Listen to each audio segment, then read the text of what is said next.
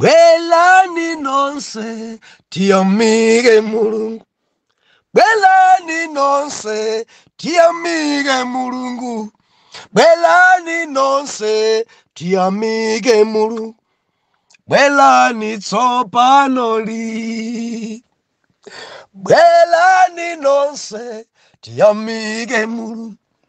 Bwelani nonse tiyamike Mulungu. Bwelani nonse tiyamike Mulungu. Bwelani tsopano amama bwelani. Bwelani nonse tiyamike Mulungu. Bwelani nonse tiyamike Mulungu. Bwelani nonse tiyamike Mulungu. Bwelani tsopano li. Ndikulandileni okondedwa omvera konse kumene muli. Heneleke Tchale mtumiki wanu. Believer, lero pa 31 July 2023 subtopiki kuyang'ana patali. Mwana Mulungu, tinasowana masiku awiri yawa. Kona la munda tinali kunsanje north chaufarima kusankhulani uko malire ndi Tcholo mbali inayi Chikwawa mbali inayi Nsanje. Mulungu adzilemekeza kwambiri. Masiku atatu fire ana Mulungu alimbikitsika kwambiri dera limeneli. Ndipitilize kuyamikira inu intercessor amene simukupuma pa maondo nkumapemphera kuti miyoyo yambiri ibwere kwa Ambuye. Believer, tili nthawi ya kumapeto endikhwelere ya pa dziko pano ilira. Nthawi ina iliyonse mwana Mulungu khwelere ilira kuti pansi pano patha. Nthawi imene Mulungu atipasa mpata tiyigwire ntchito, tiyigwire ntchito, tisachedwe mdzinadzi. Zitichedwesa believer, maso patsogolo poyigwira ntchito. Tili modzi mwana Mulungu. Bwelani nonse tiyamike Mulungu. Bwelani nonse tilalikire. Bwelani nonse tipembedzere. Bwelani nonse tikangalike pa ntchito ya Yawe. Sabata yatha tinasiyana. Timanena kuti padali mfundo dzikulu sabata yathayi. Takambirana zakukula ukhanda swabwino koma timatsatsikana ponena kuti tuswekera kunthamangitsa kunchotsa Hagara ndi mwana wake. Modziko kuno anthu akukhoza kuthamangitsa Hagara koma mwana wake akunsiya. Mukunsiya mwana wa Hagara. Zimafunika zonse zikudzipitikisa. Nthamangise Hagara. Mulungu akunena kuti umvere mawu amene mkazi wako akunena. Chifukwa mwa Isaki mtundu wako, mbewu zako zidzayitanisidwa. Koma za uyu mwana wa mkazi uyu ndamvera iwe. Sizili mpulogalamu yanga. Izi sizili mpulogalamu yanga. Achoke nthamangise Hagara. Ndeti manena sabata yatha. Pali zinthu zino kadzikakamira zimakuchedwesera zinthu. Zinthu zina ukamadzikakamira ndikhale nazo bedzi zimaononga tsogolo lako. Zinthu zina ukamadzika moyandikana zimayamwana. Neti nagwirisa ntchito chichewa chonena kuti Khoswe ndi mtedza musamawike pamodzi. Endi zotsatira zake mudzopeza mtedza utatha. Mbuzi ndi kholowa asamakhale pamodzi. Mudzapeza kholowa ali m'mimba mwa mbuzi. Musalekeze kunsiya Khoswe ndi mphaka kati malo amodzi. Mudzampeza Khosweyo atachibwa. Believer, nzofunika kusiyanitsa Hagara ndi mwana wake komanso ndi Isaki. ukadzisiya pamodzi adzaononga tsogolo, ukadzisiya pamodzi zidzaononga rumiki, ukadzisiya pamodzi zidzakuonongera banja, ukadzisiya pamodzi zidzaononga business. Mthamangise Haga. Ndati nali ndifunso sabata yatha ndi Hagala wanji enda chitanenesa kuti ndi mwana wake yemwe muli naye. Mulungu unena kuti Hagala ndi mwana wake ndi Isaac zisakulire pamodzi, china chichokepo. Muli nchani chimene Mulungu sakufuna mukhale nacho koma muchithamangise? Amama ndi angati ndinena nawo ali kakaka ndi Hagala ndi mwana wake. Mthamangiseni musachedwese dalitso. Mthamangiseni ndikuti mthamangiseni akuonongerani zinthu. Mthamangiseni Hagala, mchoseni Hagala, mpirikiseni Hagala, mukhale nthawi yopemphera. Hagala amasokoneza nthawi yopemphera. Hagala ndikuti Hagala makumvesa upeteka. Hagala ndi mwana wake madaliso ako aima. Mchose endi mthamangise. Zimene tinasiyana sabata yatha. Believer, lero ndi chapter number 21 chomwecho cha Genesis. This sabata yatha nelabusa manena kuti chapter number 22 cha Genesis. Oh hallelujah. Zona koma timafuna kwambiri chapter number 21. Chapter 21 verse number 22. Book la Genesis nchimene lero tikuwerenga. Banji tiwerenge passage yonse chifukwa pali minofu. Verse 22 mpaka na verse number 34. Hallelujah.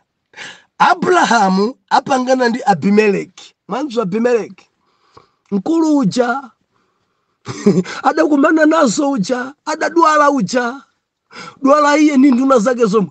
Mulungu amene ngopsa kulemekezana ake mkulu wake ndamene akupangana ndi Abrahamu. Musaiwale Abrahamu ali komweko. Abrahamu ali ndela limeneli nde akupangana. Believer sabutopiki utonena kuti kuyang'ana patali. Mwana Mulungu asamango yang'ana pompo adziona patali. Kuyang'ana patali. Tentuerenge. Verse number 22. Bible nena kuti baba nali nthawi yomweyo Abimeleki ndi Fikolo kazembe wa nkhondo yake anati kwa Abrahamu kuti Mulungu ali pamodzi ndi iwe, zonse uzichita iwe. Mawu amatidalitsa kwambiri yawo. Akubwera Abimeleki ndi kazembe wa nkhondo wake dzina lake Fikolo. Ndianena kuti Abraham, Mulungu ali ndi iwe mu zonse zimene uzichita. Ndili mfunso ine sinamalize kuwerenga. Kodi zimene mumachita zimaonetsera Mulungu? Zimene mukupanga zikuonetsera kuti muli Mulungu? Modziwa zinthu zina zitimazichita anthu kumanena kuti kodi ngopemphera mayi awa ana Mulungu. Tikamachita chilichonse chidzionetsera Mulungu.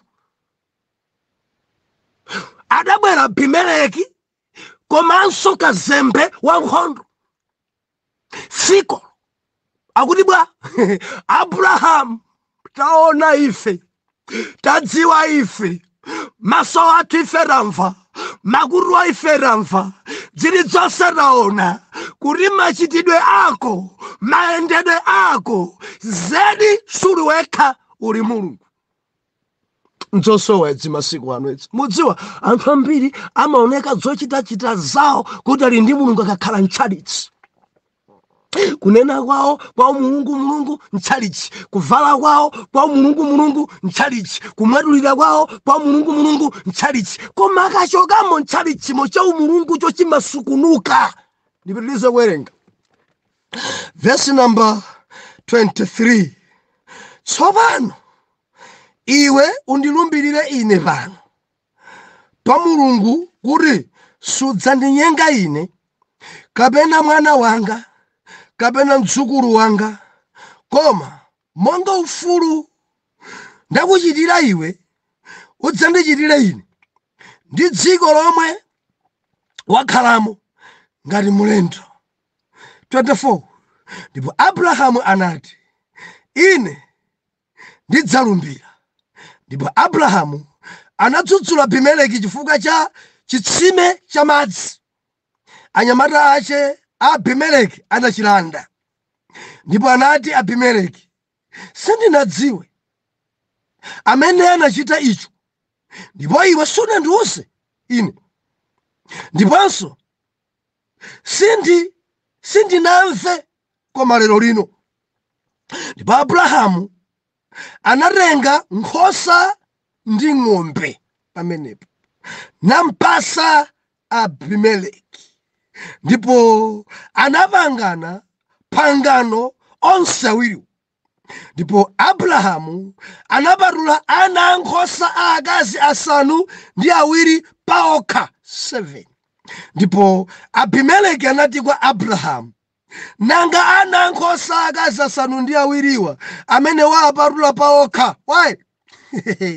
Verse number 30. Ndipo anati, ana ankhosa aakazi asanu ndi awiriwa uwalandire pa dzanja langa kuti akhale mboni zanga kuti ndakumba ine chitsime chimenechi. Chifukwa chache anatcha malowo Beeriseba, chifukwa pamenepo analumbira onse awiri. Satewana kuti analumbira onse awiri.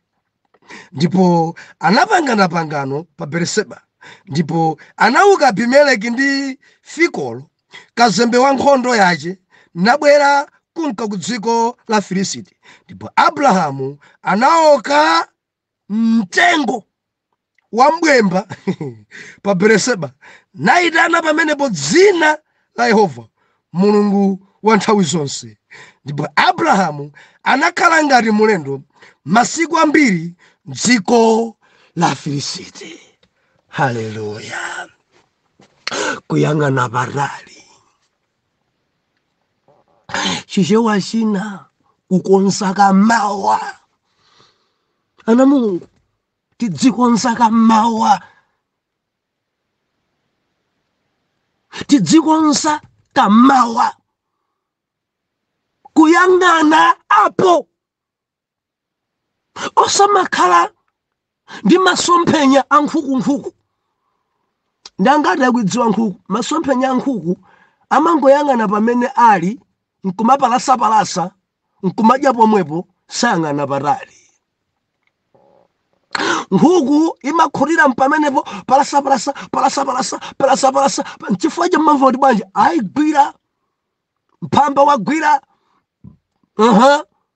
mwanapiye wapita. Kuyang'ana patali. Ma intercessor ndikulimbikitseni mudziyang'ana patali. Ana Mulungu ndikulimbikitseni tiye tiyang'ane patali. Abrahamu ali kwa Abimeleki, malemba unena kuti adabwera Abimeleki komanso kazembe ndikudzamfotokozera, taona ife umulungu mkati mwako, taona ife kudzodza mkati mwako, taona ife chiyero mkati mwako, taona ife kupezeka kwa ulemerero wa Mulungu mkati mwako.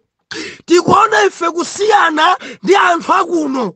Machitidwe yako tikuona ife umulungu, mayendedwe yako tikuona ife umulungu, tikuona ife pabanja lako kupezeka kwa ulemerero wa Mulungu. Ankanena wa kazembe ankhondo, ankanena Abimeleki munthu osakhulupirira Mulungu, ankanena Fikolo kazembe akuona cha ulemerero mwa Abrahamu. Mudzoneka cha ulemerero mwa inu amayi, mudzoneka cha ulemerero mwa inu ababa, padzoneka cha ulemelero, anthu adzona mulungu pa utumiki wanu, anthu adzona mulungu ngati muli intercessor, anthu adzona kupeseka kwa mulungu pakamwa panu, anthu adzona kupeseka kwa mulungu ngakhale malingaliro anu. Muzisamalira chochoka pakamwa panu chidzonesa kupeseka kwa mulungu, chidzonesa kupeseka kwa mulungu. Abwana ambiri saonesa umulungu. Tikamakhala ku office, maofisi tidzonesanso kuti ife ndife ana mulungu. Machitidwe athu ndi ogwira nawo ntchito tidzonesa kuti ndifenso ndani ndife ana a mulungu.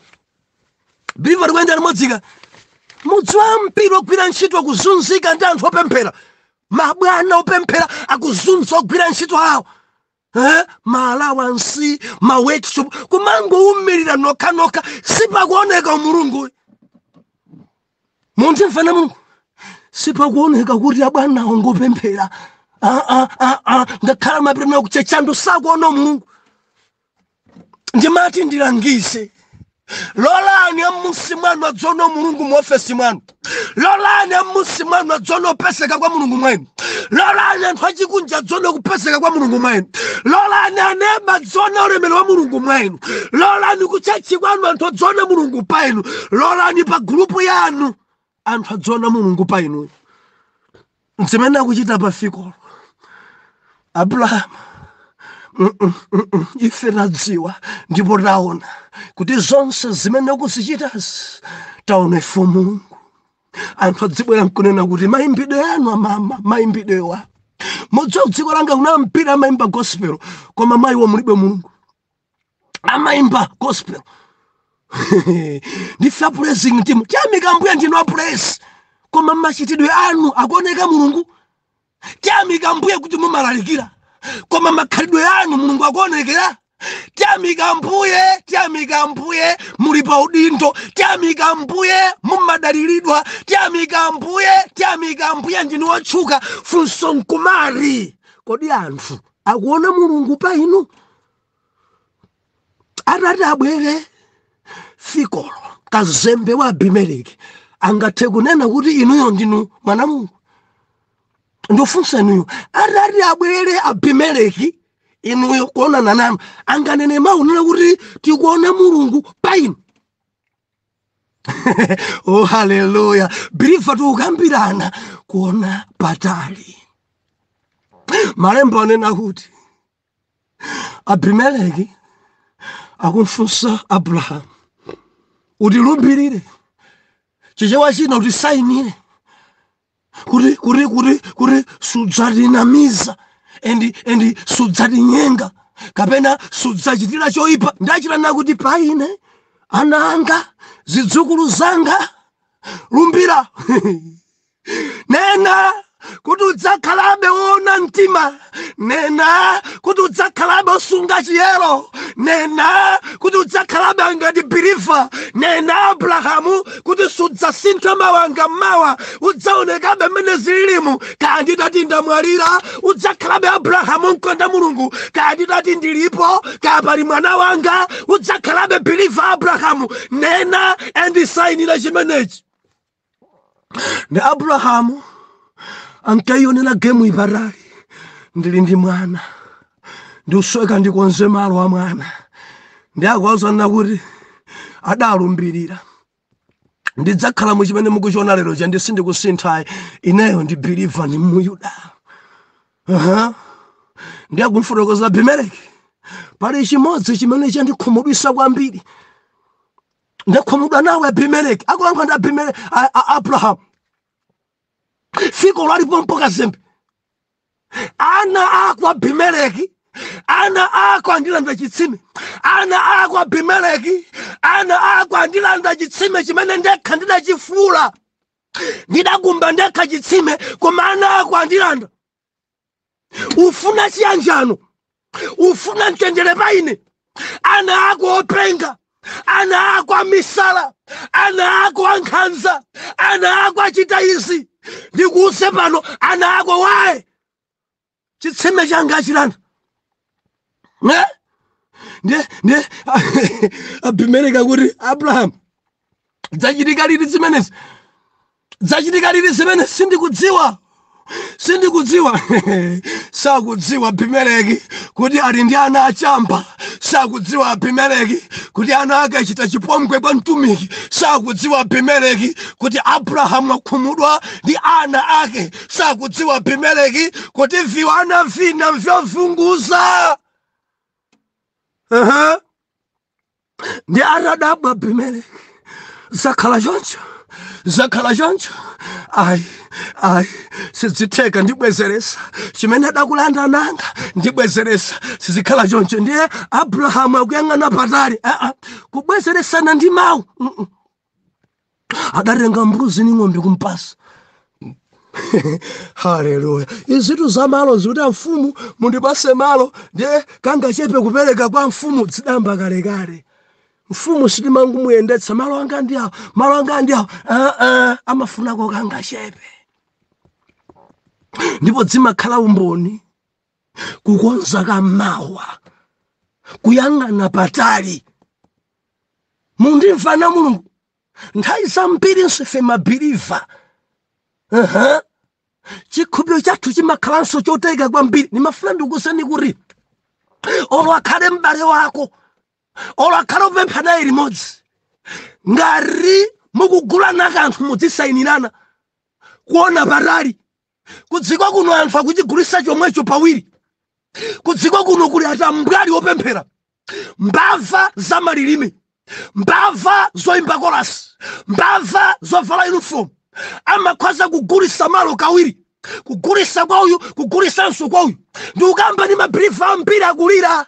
Adagula malo kwina, malo omwewo adagulitsanso. Ena ndi anti anu, ena ndi abale anu, ena ndi anzanu, ena ndi aneba anu, ena ndi mafumu ena. Chifukwa chakuti panalibe dongosolo, Abrahamu ati tichite kusayinirana, tilumbirirane.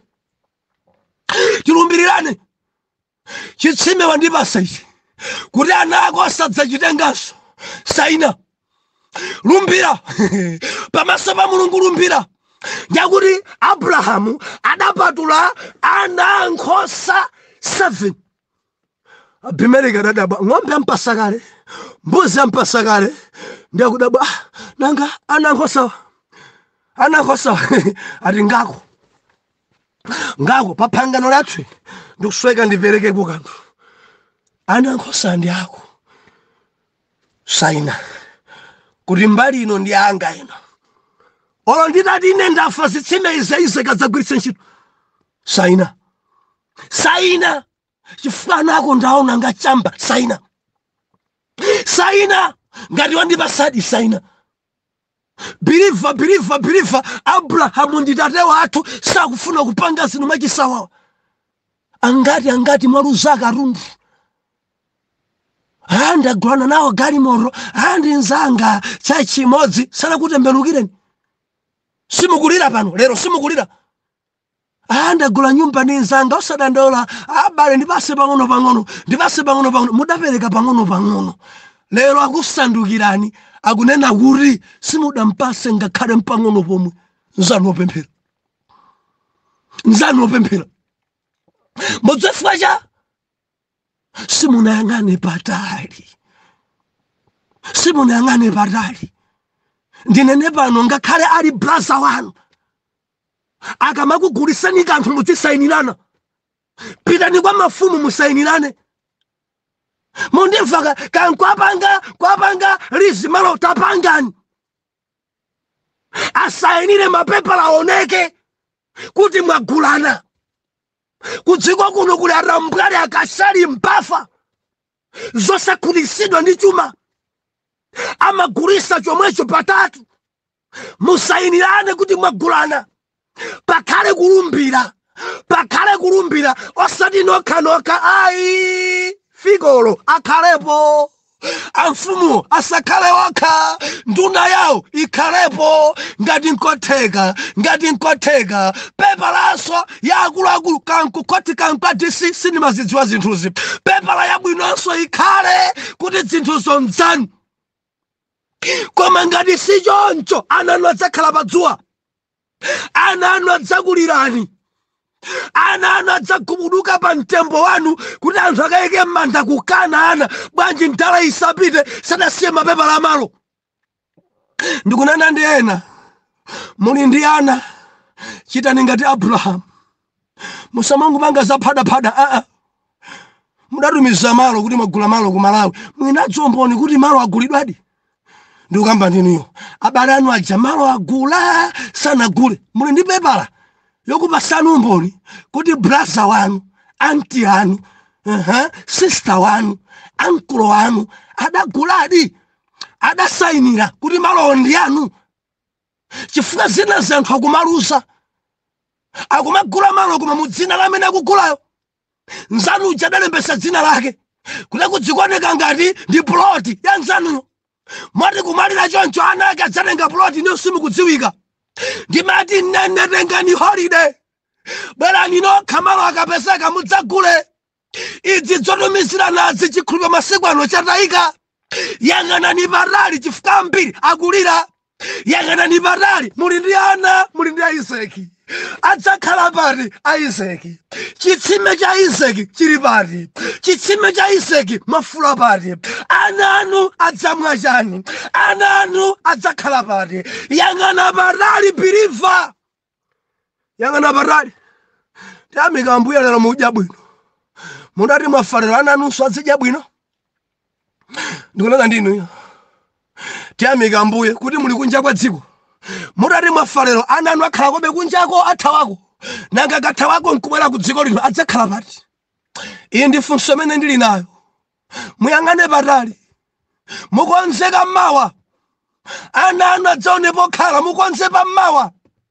Musamakonde kuchita zachiduli Abraham ukana. Utilumbirire. Sainira. Sainira kuti wandipasadera. Sainira kuti chitsime changa chimwanako sachigwiraso. Sainira kuchitira pamawa. Waono mulungu maine zikomo. Koma ndimafuna dongosolo. Sainira. Birifa sukuti wachepa chikhulupiriro fana mabwera uzimuka kwambiri. Mukufuna zosaina chikhulupiriro chanu nchochepa eri. Chikhulupiriro chanu nchochepa eri ndio mfunse wa. Iwo ukana kusainira warani. Iwo dzalamaga chikhulupiriro. Bwanji ukana kusaina.